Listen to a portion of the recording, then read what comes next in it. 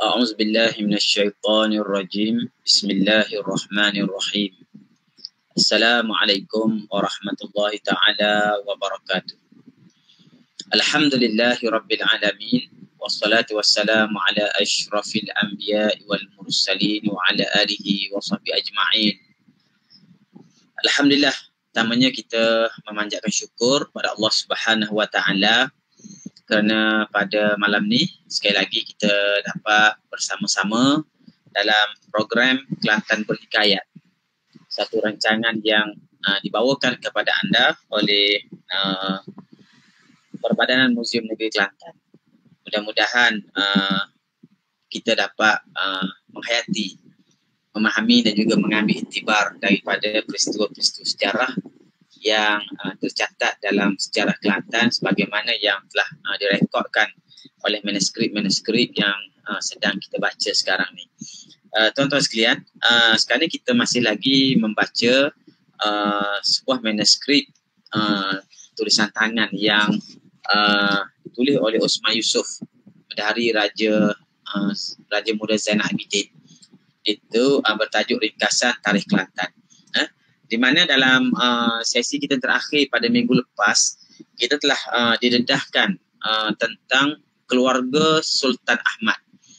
Keluarga Sultan Ahmad itu ananda kepada Sultan Muhammad yang kedua, di mana baginda mempunyai ramai putera dan puteri, lebih daripada 20 orang yang telah disebutkan satu persatu oleh penulis. Kerana penulis sebenarnya adalah kalau kita ni mungkin pembantu khas ataupun pegawai khas kepada almarhum Long Zainal, Tengku Long Zainal Abidin, itu Raja Muda ataupun dikenali sebagai Sultan Dewa, iaitu ananda kepada Sultan Ahmad, kan? Di mana dalam kisah lepas saya daripada ceritakan tentang anak-anak kepada Sultan Ahmad, beliau juga telah mencatatkan beberapa peristiwa yang berlaku di dalam zaman pemerintah Sultan Ahmad yang memerintah hanya selama 4 tahun sahaja. Kemudian digantikan oleh Sultan Muhammad yang ketiga. Dan ditakdirkan Tuhan, Sultan Muhammad yang ketiga telah mangkat selepas memerintah sekitar 1 tahun. Sekitar setahun meninggal dunia, mangkat dan meninggalkan putera-putera, beberapa orang putera dan juga puteri. Almarhum meninggalkan 8 orang putera dan juga puteri, beberapa orang. Dan kita telah pun lihat dalam perbincangan lepas. Dan insyaAllah pada malam ni kita akan sambung kisah selanjutnya tentang keluarga Sultan Muhammad yang ketiga, dan sekaligus peristiwa-peristiwa politik yang berlaku pada zaman peralihan tersebut, iaitu menjelang dekad yang terakhir abad yang ke-19.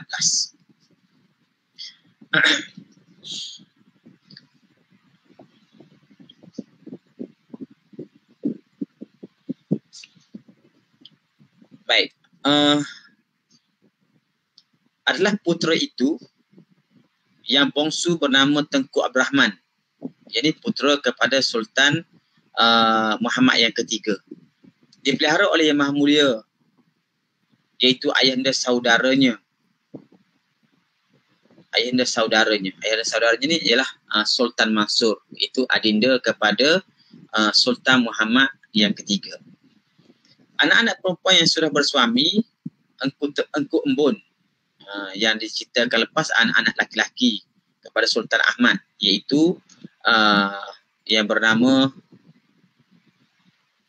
yang bergelar Raja Bendahara, termasuklah Long Saleh. Long Saleh ni ialah adinda kepada Sultan Muhammad kan. Yang disebut sini beberapa orang, 8 orang putera dan puteri. Dan yang paling bongsu sekali disebut sini adalah bernama Tengku Abdul Rahman. Itu ananda kepada Sultan Ahmad yang paling bongsu sekali, bernama Tengku Abdul Rahman, dipelihara oleh ayahanda saudaranya, iaitu Sultan Mansur. Sultan Mansur ialah adinda Sultan Muhammad ketiga yang menggantikan kekandanya menjadi sultan. Anak perempuan yang sudah bersuami, Tengku Embun, menjadi isteri Tengku Long, iaitu putera Tengku Ngoh Raja Besut yang menjadi saudara sepupu. Sebenarnya salah seorang daripada putera Sultan Mansur, sultan yang kita kisahkan sebelum ini, Sultan Terengganu, salah seorang puteranya dilantik menjadi Raja Besut. Dan salah seorang putera Raja Besut itu ialah Tengku Ngoh yang menjadi pengganti kepada Raja Besut. Dan putera pada Raja Besut itu nama Tengku Long berkahwin dengan Tengku Embun. Sebenarnya Tengku Long ni ialah anak saudara kepada Sultan Muhammad yang ketiga daripada sebelah ibu dia. Jadi artinya perkahwinan Tengku Embun ni dengan sepupunya. Dan Tengku Wu, itu salah seorang lagi puteri kepada Sultan Muhammad ketiga, berkahwin dengan anak Raja Menteri Jerang. Anak Raja Menteri Jerang ataupun Limbat. Menteri Jerang ni maknanya Raja Jerang. Raja Jerang tu ialah keturunan daripada Engku Perdana Menteri Seri Maharaja Perdana Menteri, Engku Seri Maharaja Perdana Menteri Long Gafar, iaitu cucunda kepada Long Gafar, dikenali sebagai Menteri Jerang ataupun Limbat, Raja Menteri Jerang. Jerang, saya tulis Jerang, Jeram, sebab ini Jeram ataupun Limbat. Kemungkinan ananda kepada Long Sri. Dan Tengku Biru, anak perempuan yang ketiganya, berkahwin dengan Tengku Leh, anak Tengku Selia Raja. Tengku Selia Raja juga termasuk di kalangan anak cucu kepada Long Gafar. Tengku Selia Raja yang kedua, pecahan Engku Sri Maharaja Jerang. Beritahu ni juga anak keturunan Raja Jerang. Maka adalah perintahan Raja Kelantan, segala kerajaan negeri mesyuarat adik-beradik dan anak beranak adalah pada 13 hari bulan Jambil Akhir 1312 dihantar oleh Piatip Patani kepada Raja Kelantan. Ini kisah yang lain. Selepas berakhir disebutkan putera-putera dan juga puteri kepada Sultan Muhammad yang ketiga, kemudian dimasukkan kepada kisah-kisah politik yang berlaku pada dekad 1890-an. Dimulakan kisahnya dengan begini. Maka adalah perintahan Raja Kelantan segala kerajaan negeri mesyuarat adik-beradik dan anak beranak adalah pada 13 Jambil Akhir 1312. Maknanya pada zaman pemerintah ini kerajaan telah mesyuarat di kalangan adik-beradik dan anak beranak, mana pembesar-pembesar, tengku-tengku putera raja bermesyuarat pada 13 Jambil Akhir 1312, tahun 1312. Nanti kita cek tahun mestinya dihantar oleh Piatip Patani. Piatip Patani ini maknanya pembesar ataupun wakil siap di negeri Patani kepada Raja Kelantan. Satu utusan daripada Raja Patani ataupun daripada Siam melalui kerajaan Patani kepada Raja Kelantan, menyatakan orang putih minta tolong Raja Kelantan tangkap orang kaya Semantan dan Mak Kilau dan Mak Lela dan Ibrahim dan Encik Wanteh ada di jajahan Besut. Artinya ketika ini cerita yang dimasukkan sinilah kisah pemberontakan yang berlaku di Pahang selepas daripada kemasukan British di negeri Pahang. Dan pemberontakan ini berlaku sekitar 1894. Ya. Artinya bila berlaku pemberontakan, pejuang-pejuang Pahang ini telah mengundurkan diri ke Kelantan, dan berlindung di Kelantan. Ada catatan menyebutkan bahawa sebenarnya sebahagian daripada keluarga pembesar di Pahang ini bersemenda dengan keluarga di Raja Kelantan, khususnya kerabat Lundang. Jadi disitulah yang menyebabkan hubungan mereka terbentuk, dan pejuang-pejuang Pahang ini yang disebut nama di sini adalah orang kaya sematan ataupun Datuk Bahman, Mak Kilau, Mak Lela, Ibrahim dan Encik Wan Teh. Ini ada 5 orang. 5 orang yang telah berundur ke Kelantan, kemudian didapati oleh Siam berada di Jejah Mesut ketika ini. Maka disuruh raja, selepas mendapat perintah dari Siam, maka disuruh raja kepada Datuk Panglima Dalam dan Engku Selia dan Encik Kuk Nakhwada Bunga Emas dan Awangah dan Pendekar Mak Husin. 5 orang ni. 5 orang ni ialah di kalangan pembesar-pembesar dan juga pahlawan Kelantan. 5 orang ni diutuskan oleh Raja Kelantan pergi berjumpa tetapi tiada ditangkap. Maknanya 5 orang ni pergi ke Besut untuk bertemu dengan 5 orang pejuang Pahang ini, pergi berjumpa, mana mereka telah pergi bertemu tetapi tiada ditangkap. Tapi selepas jumpa-jumpa tak ditangkap. Apabila ditahu oleh orang besar-besar Siam, lalu diambil 5 orang ini, dibawa ke Bangkok, dihukum oleh Raja Besar Jail. Jail. 5 orang yang diutuskan oleh Raja berjumpa dengan pejuang-pejuang Pahang ini, tetapi mereka tidak menangkap kelima-limanya. Sedangkan Raja Siam bermaksud hendak menangkap kerana ada permintaan daripada Inggeris supaya mereka ditangkap. Jadi marahlah Raja Siam. Lalu ditahan kelima-lima orang itu, iaitu Datuk Panglima Dalam, Engku Selia, Encik Kuk Nakhwada Bunga Emas, Awangah dan juga Pendekar Mak Husin. Ditangkap oleh Siam, lalu dijil, dibawa ke Bangkok, dijil di Bangkok. Ini peristiwa dia.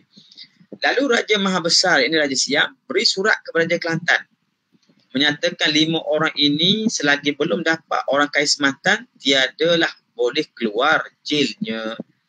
Demikianlah. Dan pada 16 hari bulan Zulkaidah 1312, Tuan Clifford, Residen Pahang, datang ke Terengganu ikut hulu Kelantan kerana mencari orang kaya sematan untuk Gajah, Mak Kilau dan Mak Lela. Sekalian itu. Jadi Siam ni beritahu pada Raja Kelantan selagi mana tak dapat ditangkap 5 orang itu, artinya 5 orang yang ditawan oleh Siam ini tidak akan dibebaskan. Dia tebusan. Pembesar-pembesar Kelantan menjadi tebusan kerana Siam menyangka mereka bersubahat dengan pejuang-pejuang Pahang. Kemudian Clifford, Hugh Clifford ni ialah residen Pahang, telah mudik Sungai Pahang, kemudian masuk ke hulu Kelantan, ke Terengganu. Mana dia masuk kawasan hutan dulu. Di dalam kawasan hutan ni ada laluan-laluan perdagangan. Maknanya Sungai Jelai ni dimudiki sampai ke hulu kawasan Taman Negara sekarang, kemudian dia akan bertemu dengan hulu Sungai Kelantan. Memang ada sungai-sungai Kelantan tu di bawah anak-anak Sungai Lebir, dia bersempadan, bertemu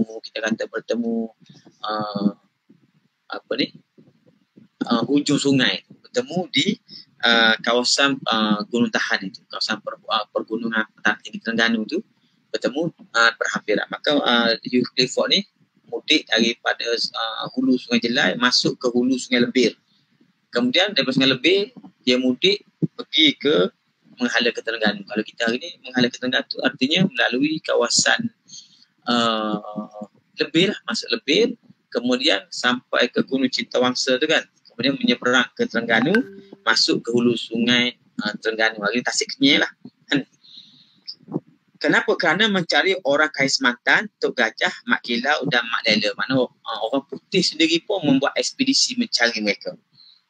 Selain daripada usaha-usaha yang dibuat oleh Kerajaan Siam. Pada 7 hari bulan Zulhijjah tahun 1312, datang pula orang putih bernama Tuan Liman dengan kapal sisil kenaikan Gubernur. Kapalnya nama kapal sisil pegawai British bernama Liman. Raja Kelantan menyatakan hendak mencari Tuan Clifford. Mana orang putih tu datang ke Kelantan beritahu nak cari Tuan Clifford. Clifford dalam hutan belah hulu tu ada orang putih baru sampai di hulu Kelantan beritahu pada raja nak cari Tuan Clifford. Pada 16 Zulhijjah turun belayar ke Terengganu, katanya berjumpa Tuan Clifford di Terengganu. Di sini agak menarik. Kenapa? Kerana penulis telah berjaya mencatatkan dengan detail peristiwa dan juga tarikh-tarikh, memandangkan kemungkinan penulis ini sudah berkhidmat ataupun berada di sekitar istana, terutamanya kerana tugas beliau sebagai pendari Raja Muda Zainal Abidin kan. Pada 16 hari bulan Zulhijjah, peristiwa yang ni berlaku bila Tuan Liman tadi turun belayar ke Terengganu, katanya berjumpa dengan Tuan Clifford di Terengganu. Dan pada 27 hari bulan Zulhijjah ada orang membawa surat Tengku Ibrahim Mahkota Johor. Tengku Ibrahim ni adalah Sultan Ibrahim, ayahanda kepada Sultan Iskandar. Ayahanda pada Sultan Iskandar, ayahanda Sultan Ismail kan, Sultan Ismail. Iskandar Sultan Ismail artinya moyang kepada Sultan Ibrahim, Sultan Johor sekarang. Sultan Ibrahim ni ialah ananda kepada Sultan Abu Bakar. Ananda Sultan Abu Bakar, ayahanda kepada Sultan Ismail dan nenda kepada Sultan Iskandar Johor. Pada 27 hari bulan Zulhijjah ada orang membawa surat Tengku Ibrahim Mahkota Raja Johor. Tengku Ibrahim ketika ini masih berjawatan Tengku Mahkota. Dipersembahkan kepada Raja Negeri, mana Raja pada Sultan Kelantan, menyatakan Seri Paduka Ayahanda Abu Bakar Sultan Johor telah kembali ke rahmatullah ta'ala di negeri Eropah, London. Artinya diberitahu sampai surat daripada Tengku Mahkota Johor bahawa baginda Sultan Abu Bakar telah mangkat di London pada 11 Zulhijjah hari Arba'ah, ini hari Rabu, pukul 4 suku tahun 1312. Mayat itu nak dibawa balik ke makam di negeri Johor juga. Mana peristiwa yang kedua selepas daripada peristiwa pemburuan terhadap Sultan apa ni, ketika tengah sibuk memburu pejuang-pejuang Pahang, ketika itulah mangkatnya Sultan Johor, Sultan Abu Bakar pada 11 Zulhijjah tahun 1312. Mayat itu nak dibawa balik makam di Johor, nak dikebumikan di Johor. Adapun umur Sultan itu 64 tahun 2 bulan 21 hari. Sultan Johor ni mangkat ketika berumur 64 tahun 2 bulan 21 hari. Maka Yang Maha Mulia Raja Kelantan pun memberi perintah selalu, yakni segera mengeluarkan perintah esok hari Jumaat. Dia datangnya hari Khamis, esoknya hari Jumaat. Suruh haji-haji dan lebay-lebay sembahyang gaib adanya. Jadi perintahkan supaya besok hari Jumaat besok, macam mana ni hari Khamis kan, besok Jumaat diberi perintah oleh Sultan supaya semua lebay-lebay tutup buru yang ada di Kota Baru lah, dan haji-haji mengadakan solat gaib, solat jenazah gaib kepada ke atas Sultan Abu Bakar Johor. Pada 28 hari bulan Rabiul Akhir Ini Rabiul Akhir pula. Tadi Zulhijjah kan. Jadi pada tahun berikutnya, beberapa bulan kemudian, Zulhijjah, mana Rabiul Akhir, mana 4 bulan kemudian. 4 bulan kemudian, peristiwa ini berlaku 4 bulan kemudian, pada 28 hari bulan Rabiul Akhir, tahun 1313. Pada masa itu dapat tangkap orang kaya Sematan dan kawan-kawannya di Hulu Kelantan.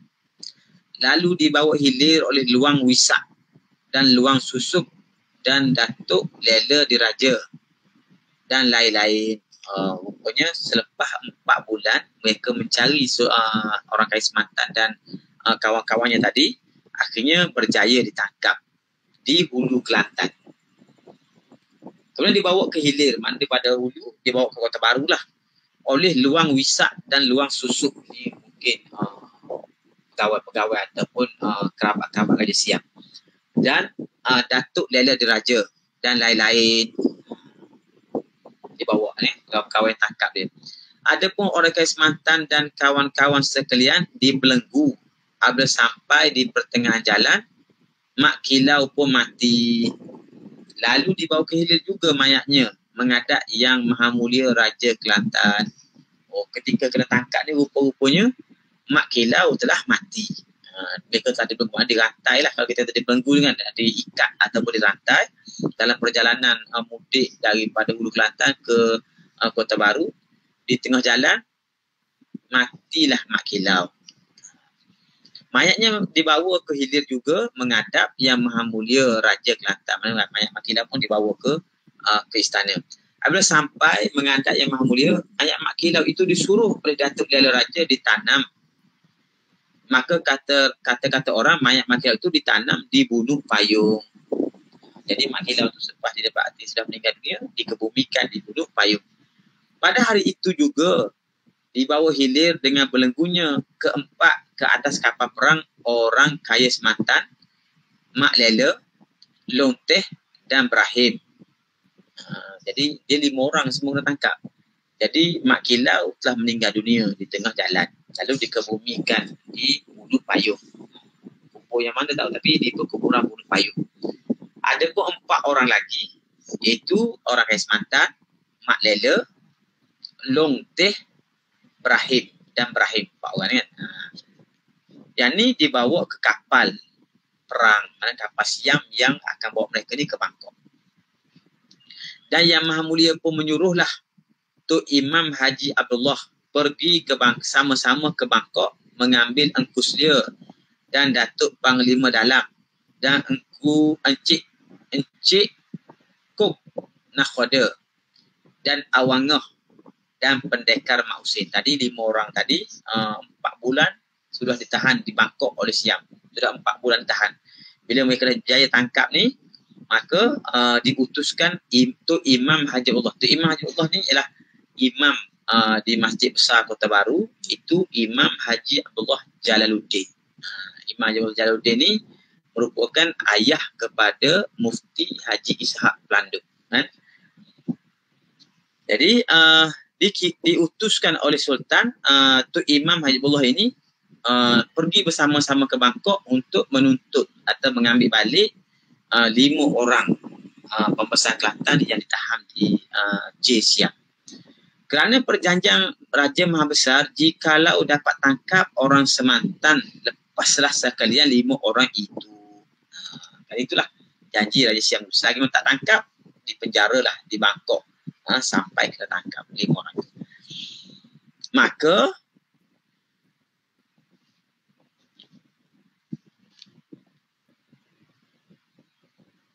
Maka pergilah Tok Imam Haji Abdullah bersama kapal itu adanya.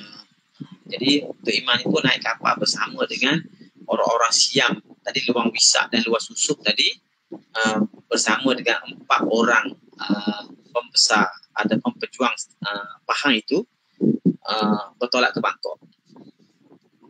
Dan pada malam Jumaat 12 hari bulan Jamadil Akhir, ini peristiwa lain lagi. 12 hari bulan Jamadil Akhir, malam Jumaat tahun 1313. Artinya 2 bulan kemudian. Ini dicatatkan satu-satu peristiwa utama ni. Kan? Tadi disebut pada 16 Zulhijjah.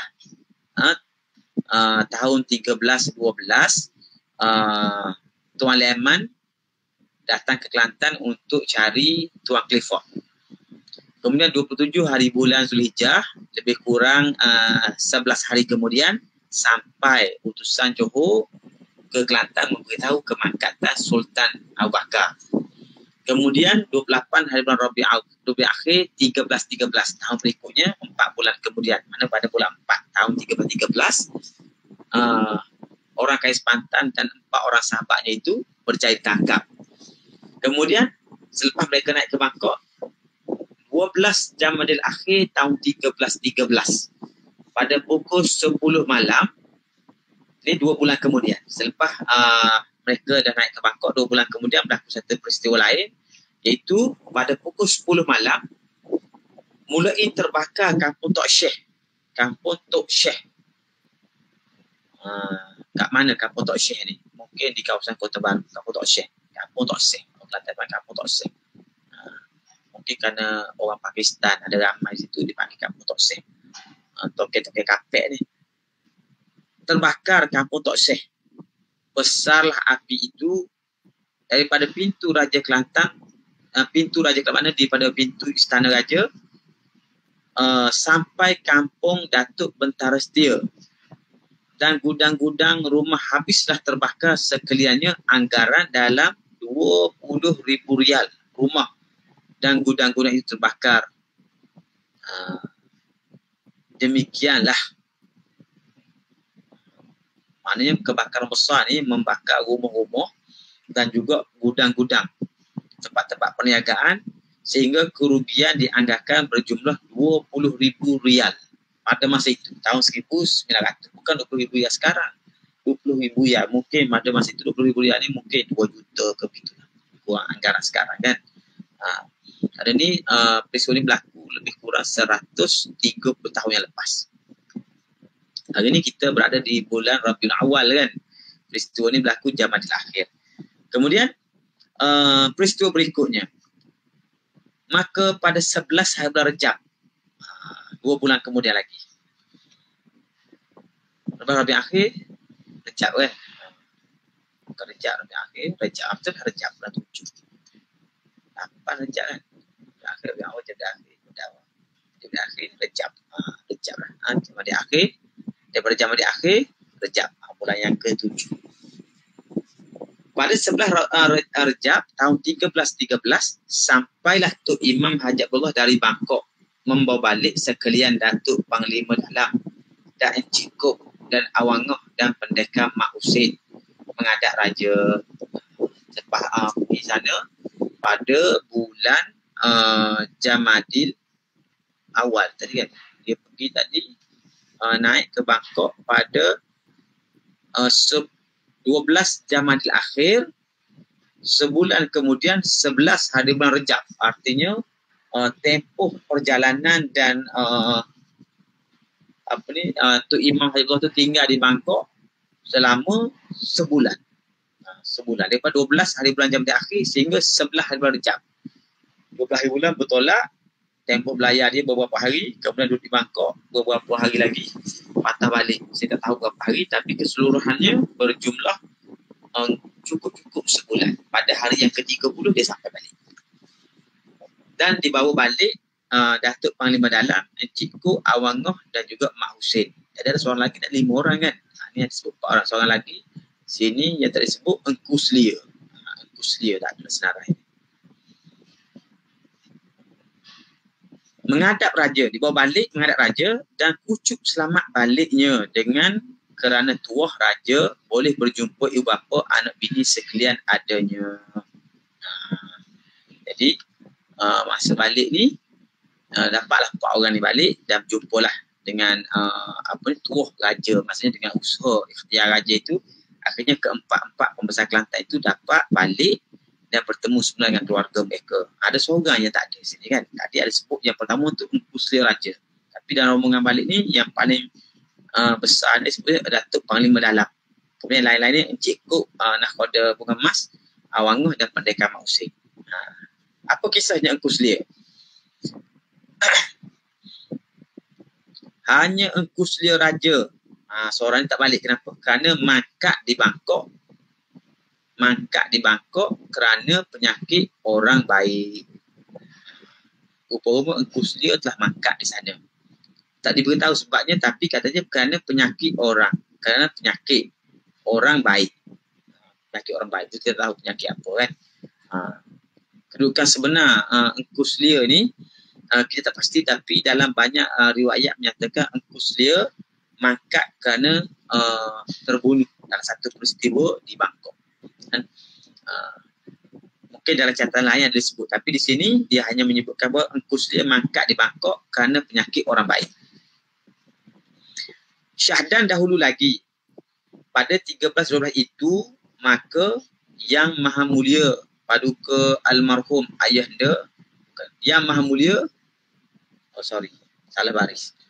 Pada 13-12 ini, maknanya sekarang peristiwa dah 13-13, dia pun cerita yang dulu, zaman dulu, iaitu Syahdan dahulu lagi. Sebelum pada peristiwa kepulangan mereka ni, ada satu peristiwa berlaku, iaitu Yang Maha Mulia menyambut, ini Sultan lah, Yang Maha Mulia menyambut balik menyambut saudara balik duduk di Kota Baru, iaitu Tengku Petra Semerak yang dimurkai oleh Paduka Almarhum Ayahandanya dihalau lalu duduk di Semerak. Sebab itulah digelar Tengku Petra Semerak. Dan Tengku Petra dalam kebun itu pada masa Almarhum Sultan Mahmud III dibuat taman kepada isterinya Tengku Embun, anak Raja Petani, yang almarhum cerai pada masa almarhum masih ada lagi hayatnya. Jadi kisahnya begini. Selepas daripada kepulangan pembesar-pembesar Kelantan daripada Bangkok, kata dia sebelum pada tu Sultan telah menerima ataupun menyambut kepulangan semula adinda-adindanya, iaitu beberapa orang. Yang paling masyhur tu ialah Tengku Petra Semerak yang disebut dalam Jangan Lepaskan. Tengku Petra Semerak ni ada satu krisis dengan Sultan, lalu dihalau daripada istana. Lalu Tengku Petra ni pun pergilah duduk di Semerak dan membina istana di Ceraruku. Maka itulah beliau baginda dikenali sebagai Tengku Petra Semerak kerana duduk di Semerak. Lalu dia balik semula ke Kota Baru dengan perkenan Sultan ketika itu. Kemudian seorang lagi ialah Tengku Petra dalam kebun. Tengku Petra Semerak digelar Tengku Petra Semerak dan Tengku Petra dalam kebun. Mula-mula duduk di Semerak, lepas tu balik ke Kota Baru disebut Tengku Petra dalam kebun. Kenapa Tengku Petra dalam kebun? Kerana pada masa almarhum Sultan Muhammad yang ketiga dibuat taman kepada isteri Engku Embun. Dulu Sultan Muhammad ketiga ni ketika baginda masih bernama Long Kundur, kan? Long Kundur telah dikahwinkan dengan seorang puteri Raja Petani bernama Engku Embun. Jadi masa tu dibuat taman kepada isteri yang Engku Embun. Selepas pada buat taman tu,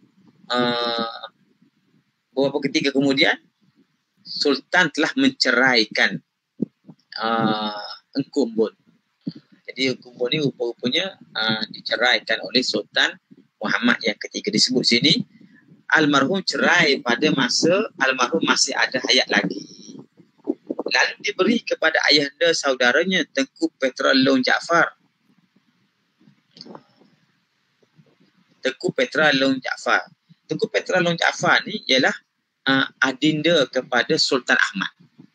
Kita diberitahu itu ketika Sultan Ahmad sudah tua, ataupun Sultan Muhammad yang kedua sudah tua, dan Sultan Ahmad ni pun sudah besar. Baginda mendapat seorang putera bongsunya bernama Long Jaafar, ataupun Long Jaafar, disebut Long Jaafar atau Long Jaafar.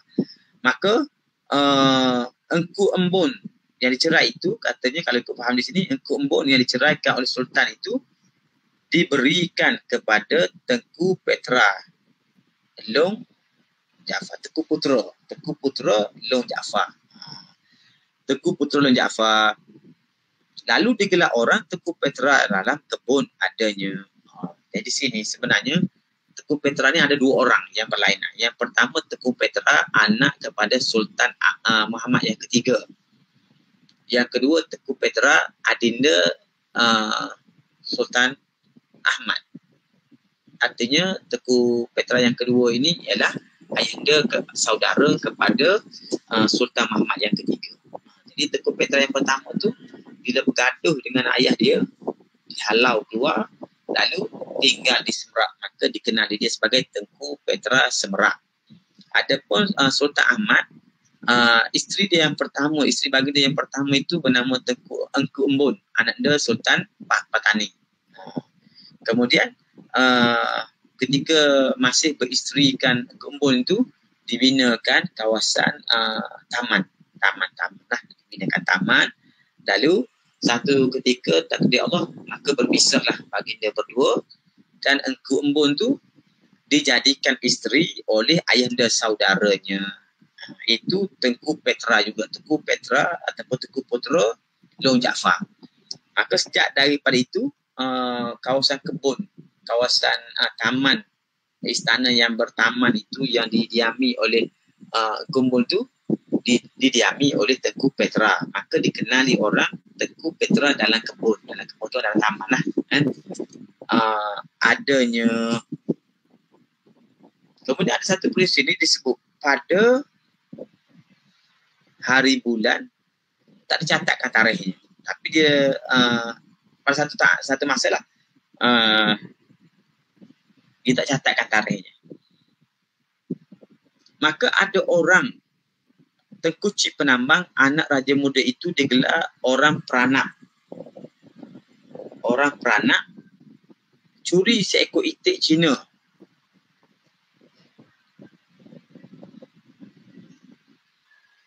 Oh, dia gini. Sini sebenarnya kisahnya salah seorang pembesar ataupun putera-putera Kelantan ini ialah Tengku Cik Penambang. Tengku Cik Penambang ni lah ananda kepada Raja Penambang. Yang dahulu kita ceritakan dia berkrisis antara Raja Penambang dengan kekandanya Sultan Muhammad yang kedua. Jadi salah seorang daripada ananda kepada Raja Penambang itu bernama Tengku Cik Penambang. Jadi ceritanya Tengku Cik Penambang ni biasa dikenali sebagai Raja Peranak. Raja Peranak ni Tengku Cik Penambang lah. Itu gelaran dia dalam bahasa Siap, Raja Peranak. Jadi kata dia pada masa ini ada orang Tengku Cik Penambang, maknanya anak buah Tengku Cik Penambang telah mencuri seekor itik Cina. Dia anak oleh kan dia ni orang raja kan, orang raja. Jadi ada pangan nakal lah sikit ni. Dicuri seekor itik Cina. Maka Cina itu mengadu kepada Yang Maha Mulia Raja Kelantan, menyatakan seorang bernama Ali. Orang tu nama dia Ali. Orang Tengku Cik Penambang mencuri itik. Jadi Cina tu dah pergi mengadu kepada Raja Kelantan. Beritahu satu orang ni, dia ni orang Tengku Cik Penambang, nama dia Ali, curi itik dia. Wallahualam berapa ekor, tapi cakap seekor je. Kan? Kalau kita fikir seekor tu tak pakan nak mengadu dengan Sultan. Tapi sebut seekor je. Maka Yang Maha Mulia Raja Kelantan pun menyuruh penghulu saleh pergi minta tangkap Ali itu. Jadi Sultan pun perintahkan pada penghulu saleh ni, makna mungkin penghulu di tempat kampung Ali duduk je lah. Dia perintah supaya tangkap Ali. Ada penghulu saleh itu pergi 2-3 orang. Apabila sampai macam manalah penghulu saleh persembahkan kepada Tengku Cik itu. Lalu ditikam penghulu, kena pada dada. Pokoknya begini peristiwa dia. Bila itik Cina itu dicuri, maka Cina itu mengadu pada raja. Raja pun perintahkan pada penghulu saleh pergi tangkap Ali, iaitu orang Tengku Cik Penambang yang mencuri itu.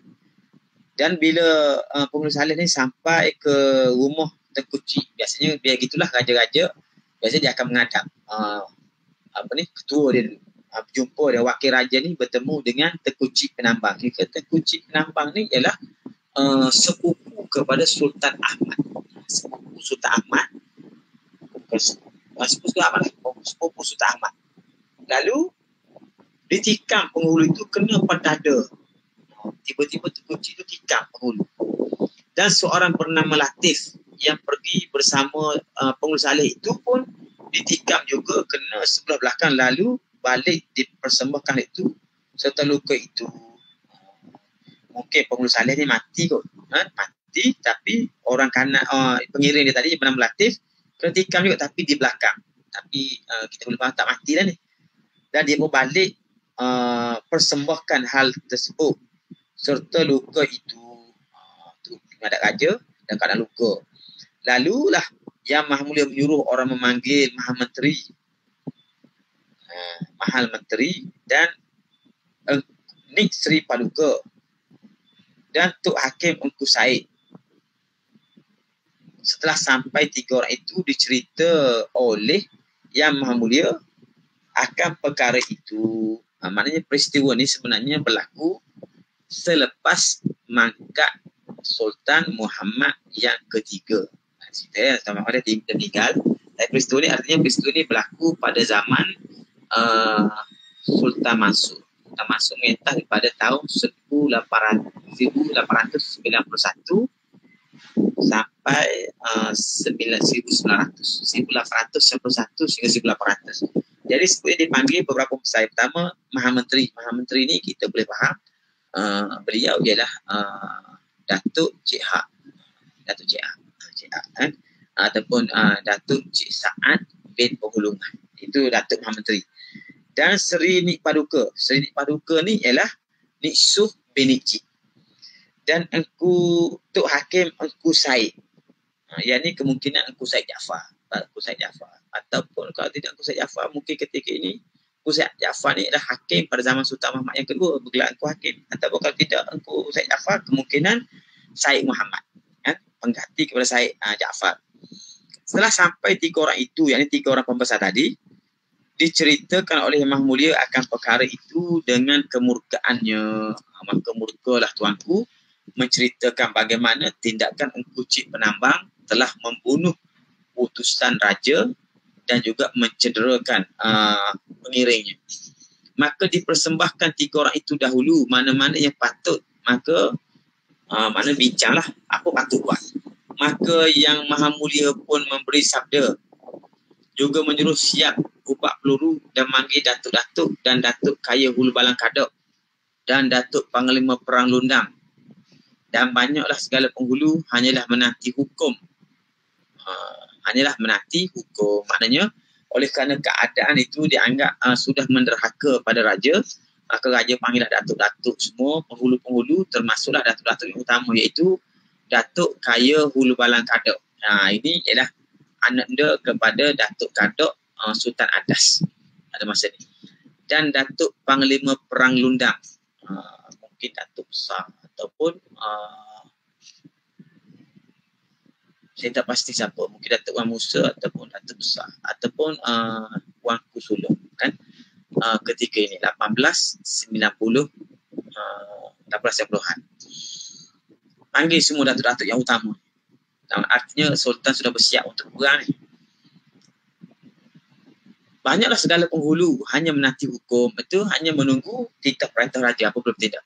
Nik Sri Paduka 3 orang itu sahaja menanti hukum. Nik Paduka 3 itu sahaja. Macam-macam lah pada malam itu masing-masing bersiap pekerjaan. Tak ada sampai Datuk Kaya Hulu Balang dan Datuk Panglima Perang, maka berhimpunlah dengan segala rakyat dalam kebun meserta. Masih di kebun meserta. Maknanya di Pulau Sabah, di dekat dengan Kuala Budur di Sungai Kelantan. Jadi semua berhimpun di kebun meserta. Beribu-ribu lah pagi hari itu sebelah menyebelah hanya menanti hukum sahaja kerana rakyat sudah berdendam. Dan Tengku Cik Penambang pun berdendam juga. Apabila mangkat almarhum Sultan Muhammad III hendak mencari jalan, beri boleh nama seperti ayahndanya, tetapi dicenderung hati kepada Yang Maha Menteri lah empunya perbuatan yang tiada dapat apa-apa gelaran apa-apa kepadanya, padahal adalah pada hari itu ditahan Nik Sri Paduka dengan Tengku Said Hakim juga Maha Menteri. Dia beri pergi apabila sampai kepada Tengku Cik Penambang. Panjang pula cerita. susah juga nak tahu kat mana pisah dia kan. Kerana tak ada titik ni. Jadi kata dia, sekarang ni rakyat semua sudah dendam. Nanti apa saja perintah raja, kerana rakyat sudah marah kepada Tengku Cik Penambang, sedangkan Tengku Cik Penambang juga berdendam kepada Sultan. Puncanya dendam ni lah bila Makak Almarhum Sultan Mahmud III. Ketika Sultan Mahmud III, kira-kira Sultan Mahmud III itu adalah sepupu kepada Tengku Cik Penambang. Dan kerana ayahanda Tengku Cik Penambang ni, Raja Penambang itu ialah adik-beradik kepada Sultan Mahmud kedua kan. Jadi Tengku Sultan Mahmud III ni kira anak sepupu. Dia sepupu dengan Sultan Ahmad. Hendak mencari jalan, beri boleh nama seperti ayahandanya. Maknanya Tengku Cik Penambang ni nak minta kepada Sultan Muhammad ni supaya dia juga diberi gelar Raja Penambang. Sekarang ni dia Tengku Cik Penambang. Tengku Cik Penambang tu dia Tengku Cik duduk di Penambang. Orang panggil Tengku Cik Penambang kerana bukan ayah dia tu Raja Penambang.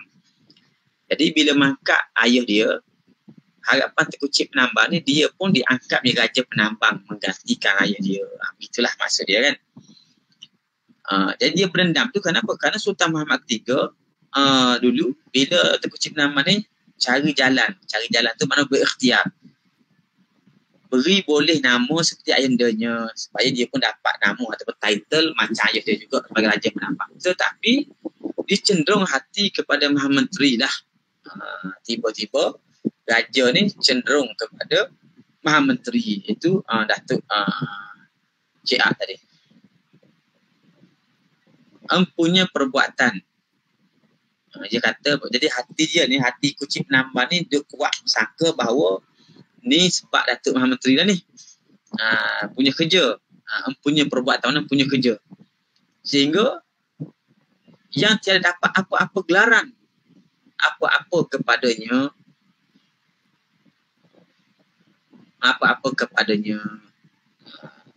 Jadi di sini maksudnya disebabkan oleh peranan yang dimainkan oleh Datuk Maha Menteri itu, Cik Penambang ni ataupun sebagai Raja Beranak tadi kan, dia tidak mendapat sebarang title.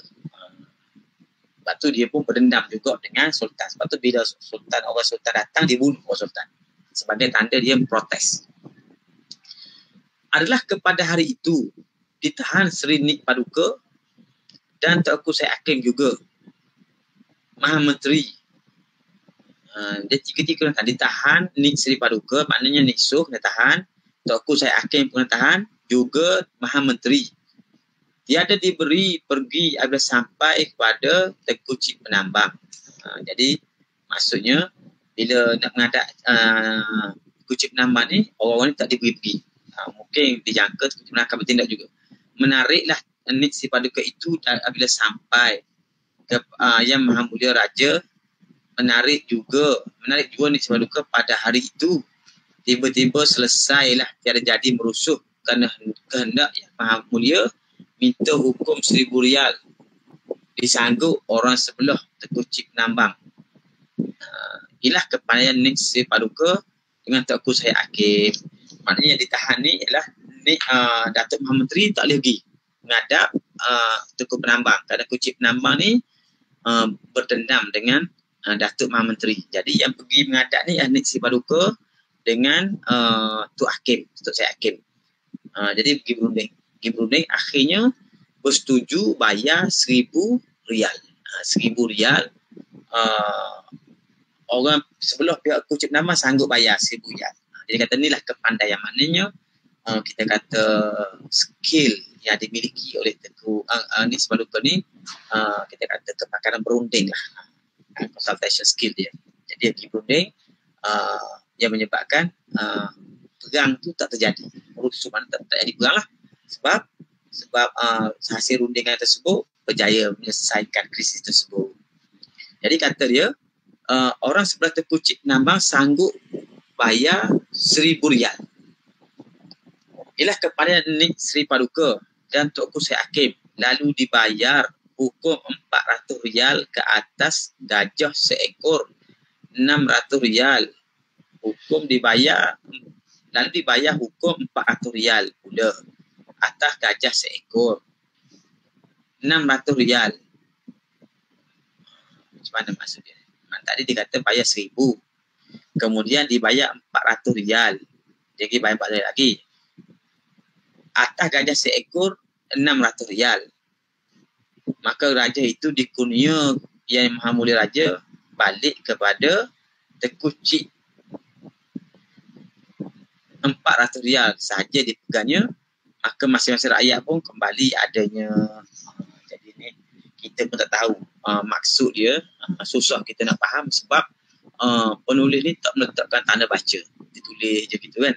Jadi cuma maksud dia di sini ada perbincangan berapa kos yang kena bayar kan. Mungkin 1,000 tu ialah bayaran kisos sebab pembunuhan penghulu saleh.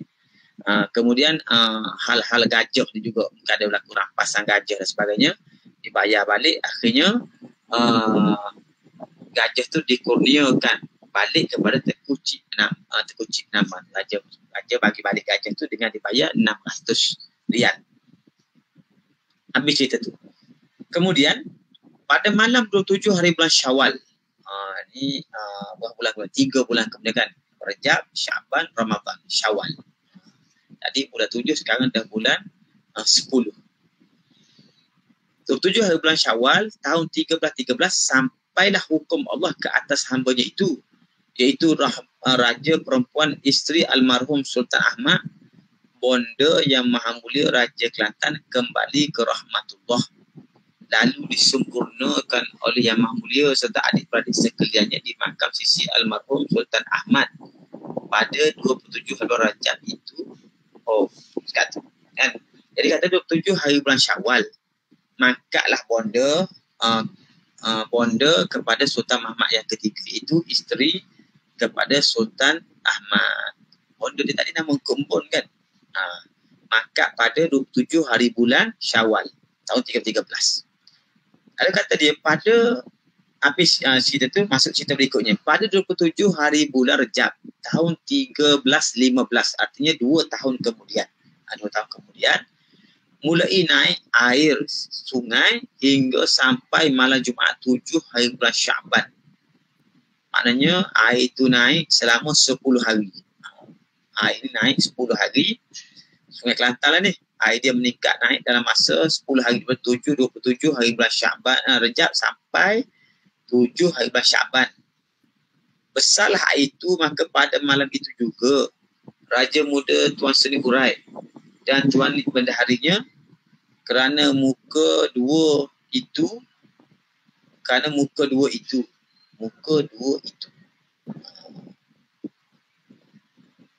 susah juga kita nak faham ni maksud dia kan.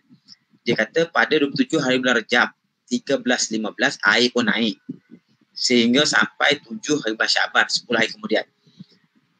Besarlah air itu. Jadi air bersama kebanjiran ni. Maka pada malam itu, malam 7 Syaban itu, Raja Muda Tuan Seni Hurai. Raja Muda Tuan Seni Hurai. Ni kena cek siapa Tuan Seni Hurai. Tapi nama dia Raja Muda. Dan Tuan Nik itu bendarinya. Dari Raja Muda pada masa ni ialah Tuan Seni Hurai. Raja Muda. Kemungkinan Raja Muda Seni Hurai ni, Allah, saya pun tak pasti nak cek balik. Kan? Tuan Nik bendaharinya, makna bendaharinya itu adalah pegawai dia. Kerana bermuka dua. Ini istilah saya kita tak faham ni, bermuka dua. Jadi adakah kerana biasa orang sebut bermuka dua tu macam munafik kan. Ada pun urai. Urai itu gundik kepada Raja Muda.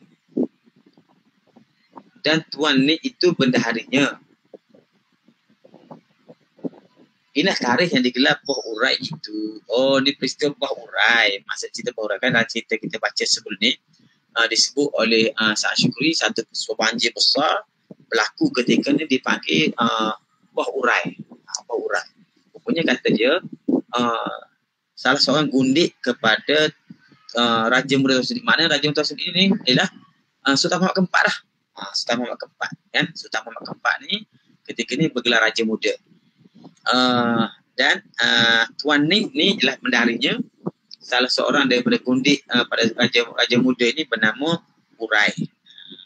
Jadi orang panggil dia Raja Muda Seni Urai. Ada pun Urai itu gundik Raja Muda. Baru dijelaskan. Tadi kita dah tak tahu kat mana kan. Dijelaskan siapa, kenapa dipanggil Urai. Urai ni gundik dia. Dan tuan itu bendaharinya. Inilah tarikh yang digelar Poh Urai itu. Banjir besar. Poh besar yang berlaku pada 7 bulan Syaban itu dipanggil Poh Urai. Kata saya, Urai ni orang yang lemas dalam peristiwa banjir ni. Dia kata di sini, digelar Poh Urai itu ada pun yang Bandar Kota Baru itu kerana kota yang dibuat oleh Sultan Muhammad kedua sesudah kota Papan itu pada 1261. Inilah masa mula digelar Kota Baru adanya. Tahun 1261, Sultan Muhammad yang kedua bina kota yang baru, Istana Balai Besar tu lah, Kota Papan tu kan. Maka kota Istana Balai Besar tu dipanggil Kota Baru. Maka pusat bandar sekali dipanggil Kota Baru pada tahun 1261. Adapun yang disebut banjir tadi berlaku 1315. Banjir itu dipanggil banjir Urai, Poh Urai.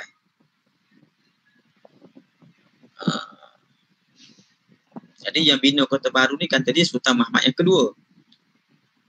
Syahdan adalah kepada hari Isnin 7 Rabiul Awal. 7 Rabiul Awal 1316.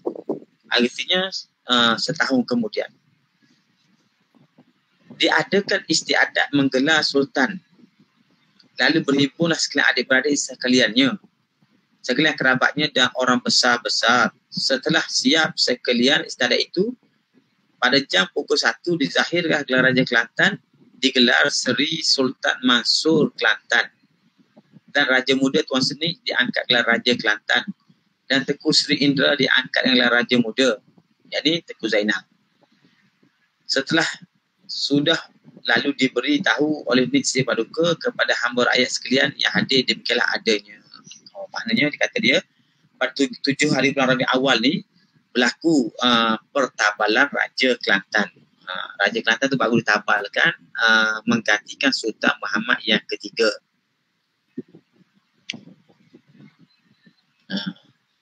Mengganti Sultan ketiga ni ditabal sebelum ni Raja Mansur tu digelar dengan Raja Kelantan. Bila ditabal digelar Sultan Mansur Kelantan. Adapun Raja Muda Tuan Long Seni itu Sultan Muhammad yang keempat, digelar mulai tarikh itu sebagai Raja Kelantan. Naik pangkat setangga dia Raja Kelantan. Kemudian adindanya yang sebenarnya dikenal sebagai Tengku Seri Indra digelar Raja Muda, iaitu Tengku Zainal. Tengku Zainal ni lah kita kira sebagai bos lah, tuan kepada penulis kitab ni. Raja Muda, digelar Raja Muda. Sejak itu Tengku Zainal digelar sebagai Raja Muda Tengku Zainal. Setelah itu diberi tahu oleh Nik Sri Paduka kepada rakyat. Maka Nik Sri Paduka ni sebagai Perdana Menteri yang baru menggantikan Datuk Chee Hok. Dia tak cerita sini peristiwa Datuk Chee Hok dibunuh kan? Belum lagi. Mungkin belum. Tapi Nik Sri Paduka sebagai seorang pembesar utama mengisytihar kepada rakyat tentang pelantikan itu. Setelah tiada berapa lamanya digelar Sultan Mansur itu, lalu sampai pada hari Khamis pukul 6.30 pagi. Hari Khamis pukul 6.30 pagi, 8 hari bulan Syawal tahun 1317. Dan 1316 kan? Jadi Sultan 1317 sampailah hukum Allah lalu ke rahmatullah Ta'ala.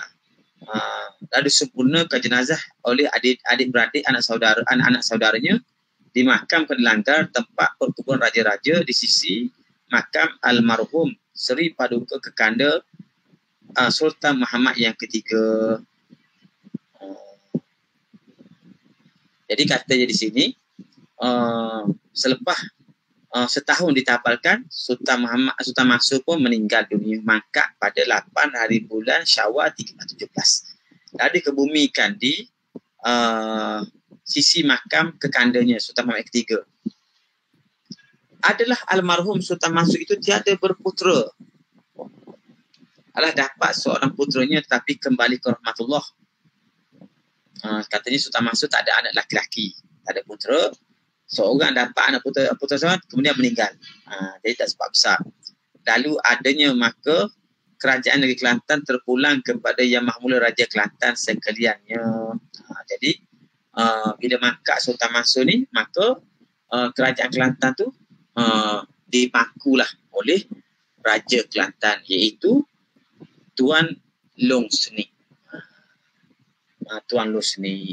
Jadi situlah peristiwa yang dapat kita lihat pada hari ini. Beberapa peristiwa yang dirakamkan dengan agak terperinci yang berlaku pada zaman pemerintahan Sultan Mansur dan Sultan Muhammad yang ketiga. Jadi peristiwa sebenarnya Sultan Mansur memerintah selama lebih kurang 9 tahun. Sultan Muhammad yang ketiga setahun, Sultan Ahmad 4 tahun. Begitulah. Jadi peristiwa dicatatkan tadi termasuk peristiwa banjir, Boh Urai. Boh Urai itu disebut di sini, dipanggil Boh Urai itu kerana salah seorang gundik pada Tuan Senik ni ataupun raja muda Tuan Senik ni bernama Urai. Dalam riwayat Kelantan disebutkan dinamakan dia Boh Urai kerana dalam peristiwa ini Cik Urai ni yang menjadi gundik kepada raja muda ni telah lemas dalam banjir tersebut, dan beliau lah orang yang pertama sekali menjadi mangsa banjir tersebut. Maka dikenali banjir itu sebagai Boh Urai. Boh Urai kan. Kita pun tak tahu tadi Urai itu siapa kan. Tapi diceritakan Urai ni siapa sebenarnya. Begitu juga beberapa peristiwa lain, peristiwa pemberontakan Tengku Cik Penambang. Dan mungkin tak disebut di sini, disebutkan juga tadi konflik antara Tengku Cik Penambang dengan Maha Menteri. Dan ada riwayat yang mengatakan berpunca dari konflik inilah akhirnya Datuk Maha Menteri Cik Hak itu dibunuh pada tahun 1894. Tapi tak dicatatkan di sini. Tapi peristiwa-peristiwa lain yang berlaku, termasuk peristiwa kebakaran, peristiwa banjir, peristiwa kedatangan pejuang-pejuang Pahang, urusan menuntut di Bangkok dan sebagainya disebut. Jadi inilah antara peristiwa-peristiwa yang berlaku dalam tempoh 10 tahun terakhir abad yang ke-19. Maka kisah yang berikutnya zaman pemerintahan Sultan Muhammad yang keempat ini kita akan sambung dalam siri akan datang insya-Allah. Jadi tuan-tuan sekalian, itulah peristiwa-peristiwa yang dapat kita ketahui dan kita hayati berdasarkan catatan yang dibuat oleh Osman Yusof ini. Mudah-mudahan peristiwa itu memberikan pengajaran-pengajaran pada kita semua insya-Allah. Jadi kita jumpa lagi pada sesi yang akan datang. Dan sekali lagi saya pesan supaya kita semua Kelantan pastikan jaga SOP dan ambil vaksin. Mudah-mudahan kita diselamatkan oleh Allah Subhanahu wa taala. Wassallallahu ala sayyidina Muhammad wa ala alihi wa sahbihi wa baraka wa sallam walhamdulillahirabbil alamin. Wassalamualaikum warahmatullahi wabarakatuh.